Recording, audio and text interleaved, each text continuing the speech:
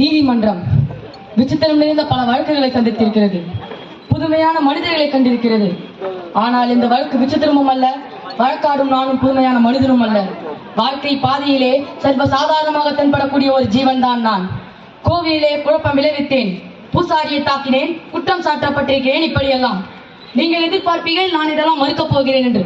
இல்லை, நிச்சயமாக இல்லை. கோவிலே குழப்பம் விளைவித்தேன். கோவில் கூடாது என்பதற்காக அல்ல, கோவில் கொடியவரின் கூடாரமாக இருக்கக்கூடாது என்பதற்காக.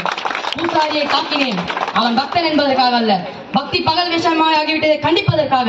உனக்கே எவ்வளவு அக்கறை, உலகத்தில் யாருக்கும் இல்லாத அக்கறை என்று கேட்பீர்கள். நானே பாதிக்கப்பட்டேன், நேரடியாக பாதிக்கப்பட்டேன்.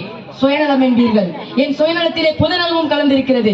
ஆகாரத்திற்காக அழுக்கை சாப்பிட்டு தடாகத்தை சுத்தம் செய்கிறதே மீன், அதை போல என்னை குற்றவாளி என்கிறார்களே.